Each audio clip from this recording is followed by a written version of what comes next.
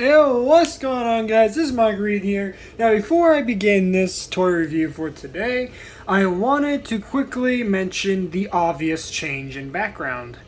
And y'all are probably asking right now, where is your traditional background? Where's your little jewelry box case? Where are your Samus figures? Is the world ending? No. To answer all those questions, no. What you're seeing here is not a complete change of background, but it's more a temporary change of background because I thought today that maybe I would finally address something that I've been kind of keeping under wraps and only really my Discord members know, which, by the way, shameless plug, join the Discord if you haven't already. So links are everywhere, so definitely go check that out if you haven't already. So, with my whole collecting of toys and whatnot, that I was actually partially inspired to collect as much as I have, or more acquire things in this case, because that's at least how my dad would define that as. Actually, that makes a beautiful segue on to my dad, who actually is an adult collector.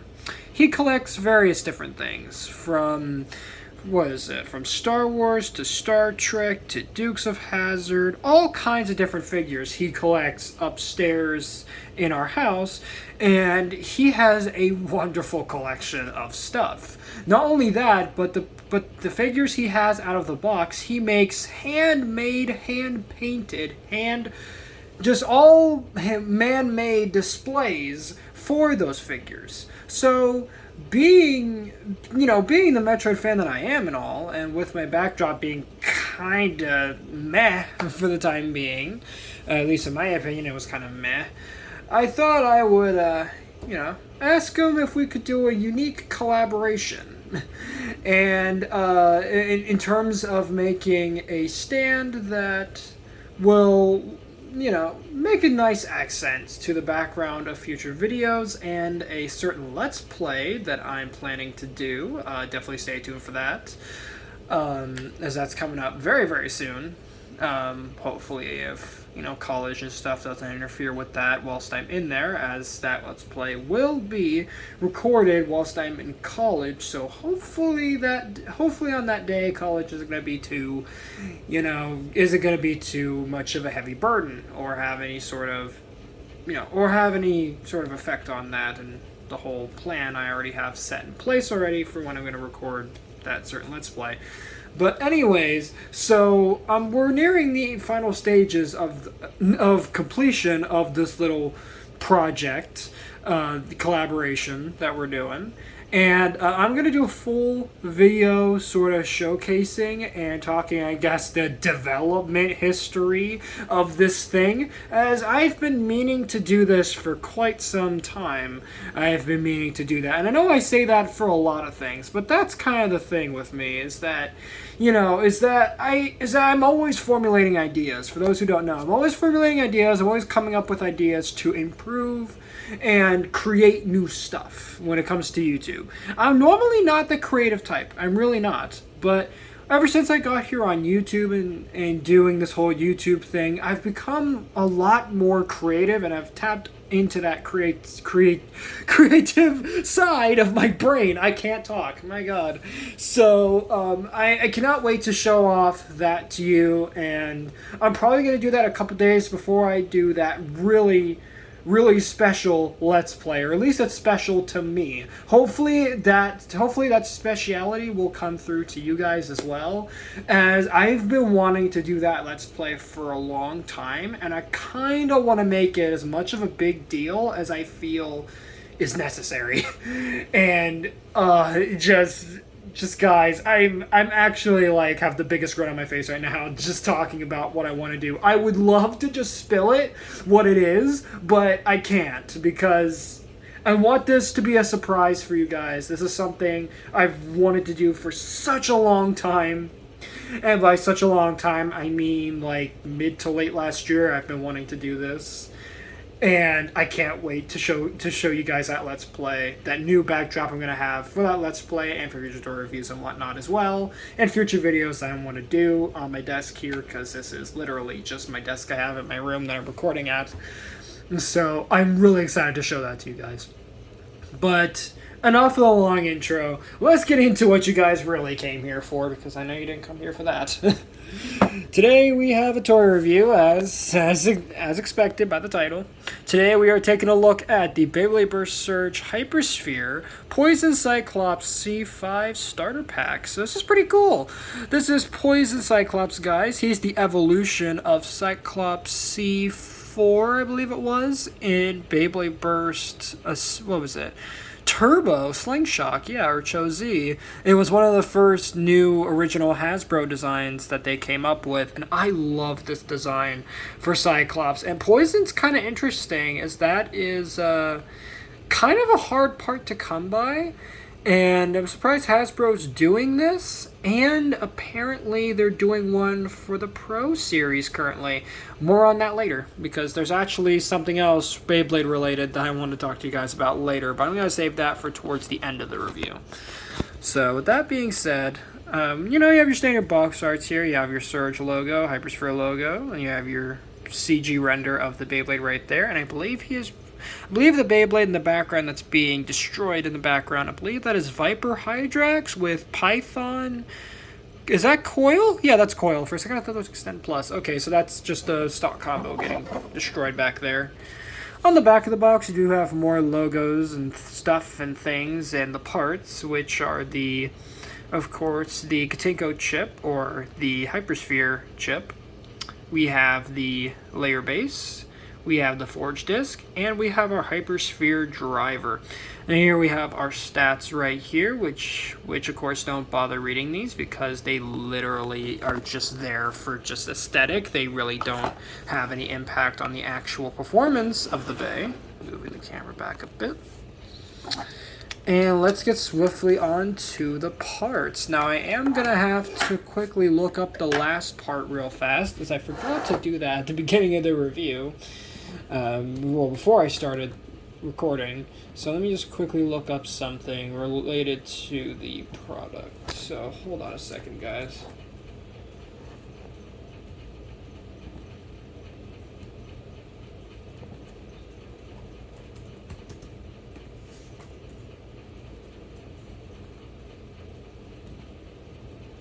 Okay, so I got what I needed now. So let's move swiftly back to the review now, and let's look at the chip of this guy, which is Cyclops C5, right? Yeah, Cyclops C5, or just Cyclops.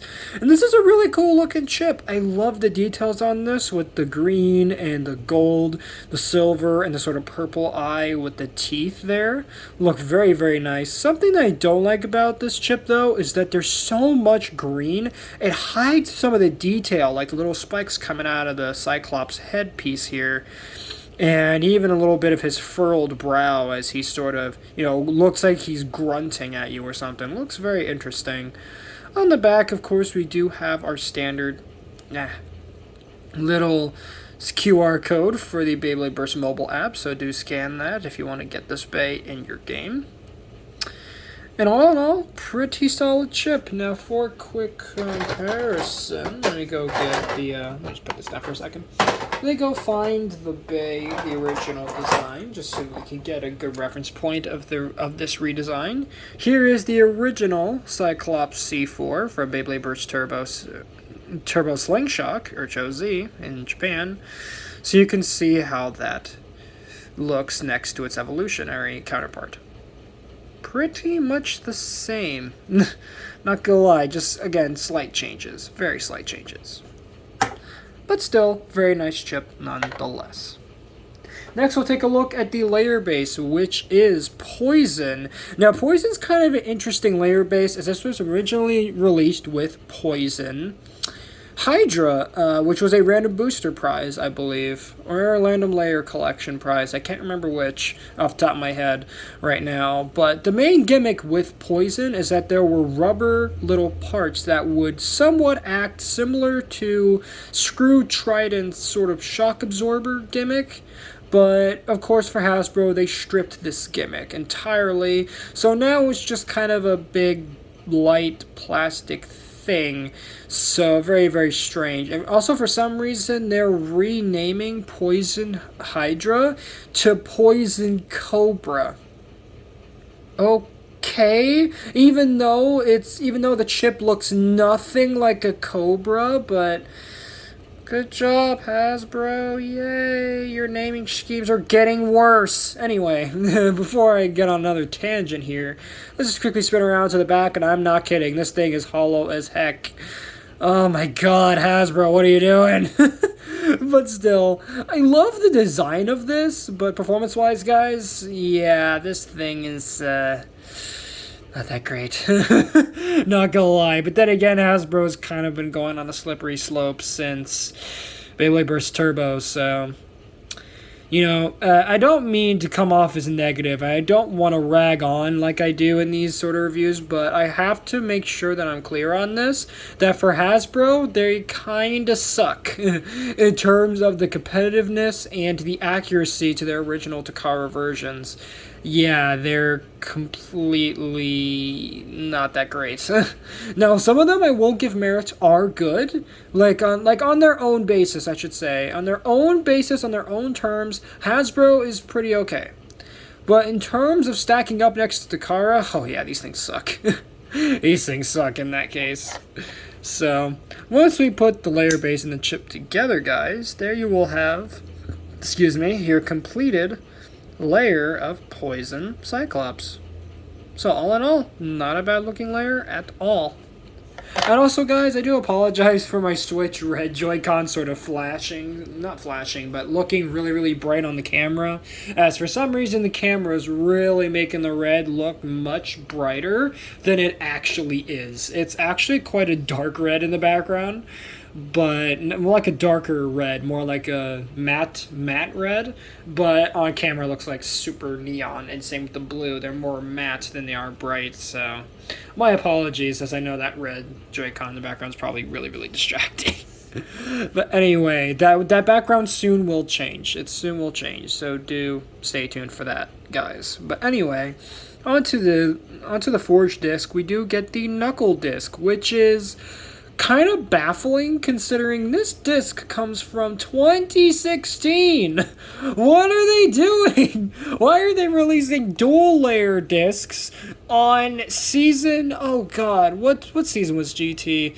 I want to say season 4 or 5 of Beyblade Burst. Why? This is like a first season piece. Not even, did I say Gen 2? No, I mean a dual layer part, like first season. Why? This goes back as far as, what is it? Storm Spriggan Knuckle Unite. This thing is old as heck. So, so for my full thoughts on the Knuckle disc my original thoughts on it, I should say. Let's try that one more time. For my original thoughts on the Knuckle disc, go back and watch my full collection review, which I have up on the channel currently. And that is going to get updated at the end of this year. I do plan to update it, of course, if Conlos doesn't interfere with that. But it shouldn't, considering, holiday time. But anyway, so do stay tuned for that, as I will be doing a full updated collection review, so do stay tuned for that, and that is going to be a very lengthy video, and it's probably going to have to be stretched across multiple parts, so yeah, hooray, multiple parts. So there you go. Now for the last part of this bag, we do get the driver, which is Guardian or Guard Speedstorm. Yeah, not Speedstorm, HyperSphere. I am an idiot. Hold on. Yeah, Guardian HyperSphere. I called it Speedstorm because I'm so used to reviewing search Speedstorm stuff. Now I think every driver's a Speedstorm driver. I am an idiot. Anyway, so this is the Guardian HyperSphere driver. And yeah, this thing is quite different from its original counterpart. Now, for those who don't know, Guardian or Guard originally came on, what was it? On Blast Genius, I think it was 4 or 5 glaive. I think it was 4. Yeah, 4 glaive Guard. That is such an old bay, and actually that's my first ever God bay too. But yeah, it looks so much different. As the original gimmick of that driver was that there was a not free spinning, but this little shifting plate. And what it would do is it would actually make like a little bowl sort of shape around the tip. And what it would do is that when the bay was knocked over and about to be knocked out of the stadium, it would sort of catch it and sort of make it swing back around back into the stadium, thus preventing knockouts. Or reducing the potential of the bay getting knocked out of the stadium completely. But of course now with HyperSphere and them just kind of, making those weird skate park looking stadiums, like for example the vertical drop stadium, this tip was of course modified so that way it could work in that sort of design. And, of course, the gimmick was completely stripped. But still, it is in a very nice gold plastic, so I will give it that. I do like the gold. Gold is a nice color, so I'm not going to lie and say that it's, it's nice, but it would have been better if it was, just the original part and no gimmick. But anyway, once you put the bay all together, there you have your Poison Cyclops HyperSphere bay all together. So, very, very nice combo that is. Not gonna lie, quite the looker. But of course, now let's shift over to the comparisons, and we are going to do a couple of these. I'm not going to do a whole bunch of comparisons this time, but we're just going to do a few. And our first comparison is going to be with Cyclops C4 from Beyblade Burst Turbo, and as you guys can see, very, very similar designs, but of course they are somewhat different. Of course, in their designs, but still, Poison Cyclops does look exactly how you think an evolution of Cyclops would look, so can't complain with that. For our next comparison, let's just do some more Hasbro exclusive design evolutions, next of which being, or at least not in order, but just randomly, in random order. Next up here we have Monster Ogre, which, I gotta say, these two don't look too bad together. Again, Monster Ogre is actually very good for HyperSphere as compared to, Cyclops. But then again, Cyclops is a defense type. And typically defense types, at least in modern Beyblade Burst standards or formats, get shafted. So, that's something to note. For our next comparison, we're going to bring in, and this is an evolution, but technically you could count it as one. This is Tact Leviathan from comparison. And again, very, very nice designs. All in all, can't complain with the designs. I just wish that both of these layer bases actually retain their original gimmicks from the Takara releases, but of course, with Hasbro going down the slippery slope that they've been going on recently, yeah, I doubt gimmicks are coming back anytime soon, minus the Pro Series.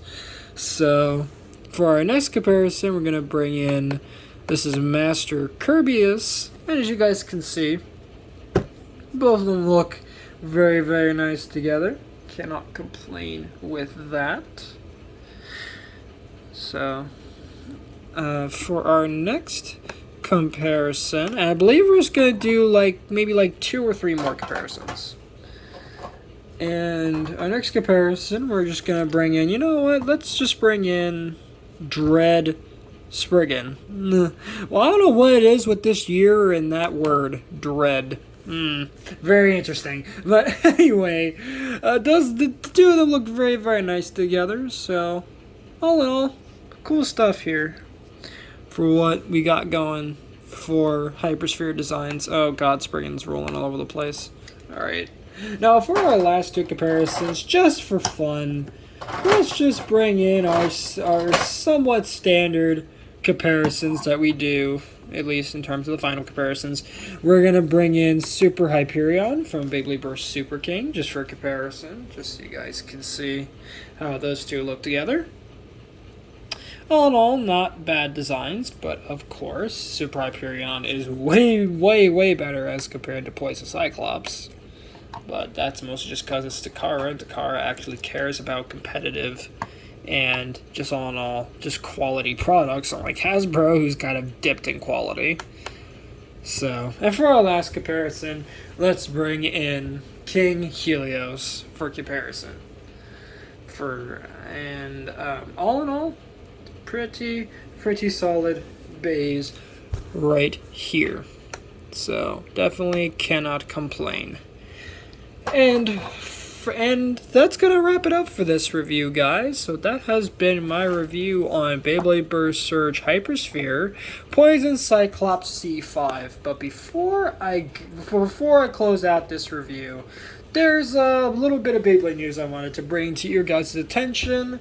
And since this is mostly public knowledge, I feel that I'm safe at mentioning these without, getting in trouble or anything. So, I've just now started to get info on the Hasbro interpretation of the new Beyblade season that's been currently going on for Takara, and that is Beyblade Burst Dynamite Battle. They actually announced, well, not announced, but slightly teased. Well, actually, it's kind of a mix. It's kind of a mix because it's sort of kind of a leak. They sort of kind of teased it.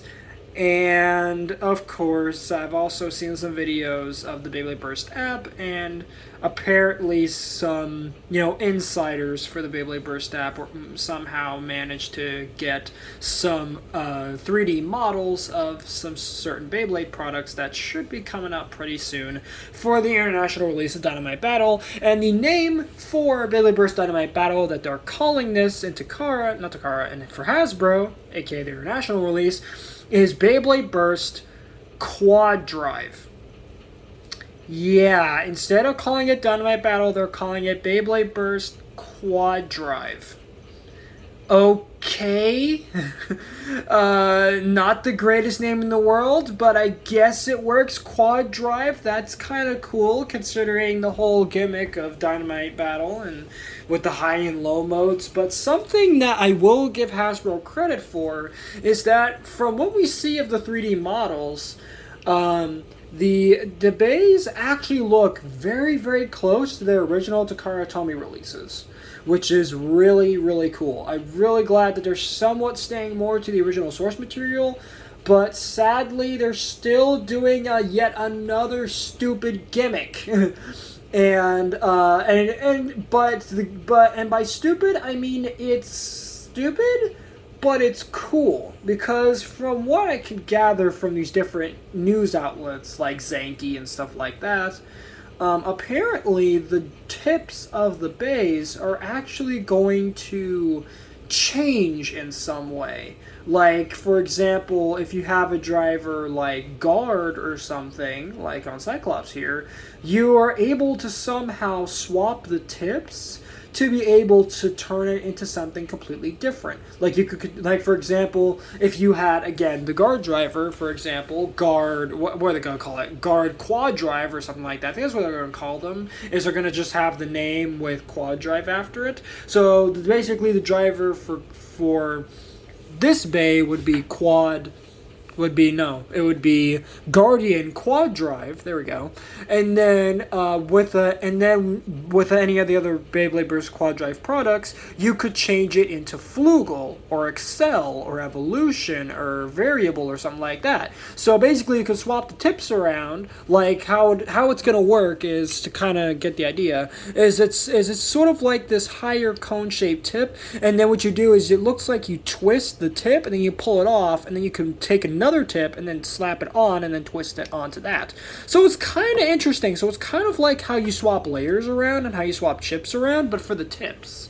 And that's kind of cool, because that could lead to some really, really interesting combos and really, really interesting ways for them to customize and release products for this new Quad Drive line. So I'm interested to see how they're going to do this, and if it's going to be good, or if it's just going to be yet another stupid gimmick that just completely ruins the toy line. But we'll have to wait and see. So, it's something else that's kind of a positive but a negative is that they are, of course, as per usual with Hasbro Beyblade Burst, they changed the names around. Some names they remain the same, but others are completely changed. Like for example, Dynamite Belial, one of the first sort of base to be leaked for Dynamite Battle for Takara way back. What was it, a couple like earlier this year? Um, is the name is now going to be changed for Hasbro, and for one of those leaked names, I'm not going to say all of them, as of course I don't want to get in trouble or anything, but even though it is mostly public knowledge, whatchamacallit, they're actually going to be calling Dynamite Belial for Hasbro, they're going to be calling it Destruction Bellfire. And I'm like, are you kidding me? That's kind of good. I'm not gonna lie. Most of Hasbro's names that you guys kind of know are pretty stupid. Perfect shining example. Evo Lucius Endbringer. Yeah, that sounds like a Transformer, not a Beyblade. What is that? But Destruction Bellfire? I'm not gonna lie. That's a cool name. Of course, we haven't actually seen what the Bay looks like, but man, oh man. That name is actually pretty good. So I think for Hasbro Beyblade Burst, they're gonna start naming the bays better, which is good. Thank you, Hasbro, for actually making names that don't sound like a joke, and make the bays sound more kiddie than they're supposed to. So. And I know some of you out there may be like, but Mike, why are you ranting about a kid's battling top toy line? But here's the thing, you see, I really enjoy these things that you guys know, and I want my bays to sound cool. I don't want them to sound like a kid's toy. I want them to sound like quality, and I want them to have character to them, like King Helios, Super Hyperion, Lucifer the End, cool names like that. I don't need good, like honestly, does Evo Lucius Endbringer sound good to anybody? Does that sound like something you would buy? Exactly, nobody would buy that. Evo Lucius Endbringer, that sounds so dumb. Or Flare Cobra, like come on, these sound like kids' toys, not quality products, at least in my opinion. So, but I would love for you, Beyblade aficionados out there, let me know what you guys think about Beyblade's international naming schemes for the different bays, because I can't be the only one here who's noticed and and is tired of Hasbro's stupid naming schemes. Not only that, but from what we can gather from the Beyblade Burst app, it seems like they're also maybe leaning to do at least just a bit of a better job at detailing the bays, because as you guys know, and as you can see by Cyclops here, yeah, the paint on most of these bays is pretty friggin' minimal. Minimal at most. And it's kind of sad, because back in God or Evolution, they used to be wonderful at paint jobs. Now they're just getting crap with them.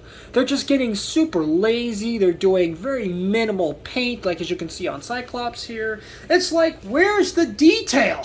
Where is the paint? Where is the really cool looking aesthetics to them? No, instead they're just making them look like crap, and it's like, and I know I'm saying all this and I'm ragging on about Hasbro, and you guys know that for the most part, I don't like how Hasbro's handling Beyblade nowadays. I really don't. And I know a lot of people share my thoughts and feelings in that regard. But at the same time, these are still pretty fun products, I'm not going to lie. Even though they're completely inaccurate to the Takara versions, Hasbro is lazy with the paint, lazy with the gimmicks, lazy with the quality for the most part. Besides, of course, the metal components of the bays and the packaging and whatnot, and launchers, for the most part. Anyway, I still love these bays. I love these guys. I love each one of their designs, and they're pretty fun to watch in battle. But other than that, I just wish that at least for once, Hasbro would go back to Evolution, back to when they back to when they, you know, worked closely with Takara in terms of making the products accurate. Beyblade Burst Evolution was, at least in my opinion, one of the best Beyblade lines in recent decades. In the recent decade of Beyblade Burst being a thing, the third generation of Beyblade ever released. And it's a shame that ever since Toys R Us closed down, and you know, in the pandemic especially, Hasbro's just been taking a downward spiral with this toy line. The quality's been getting slowly and has been slowly getting worse and worse and cheaper and cheaper. It's like, what gives? Why can't they just give us what we had back in Evolution? It's just I know I spent way too long in this outro, and I know that this video's been going on for 30 minutes, but guys, that's gonna wrap it up for this review. So thank you guys so much for watching. I hope you guys enjoyed, and I will see you guys on the next toy review that I do. Later, Squad, and have a good one.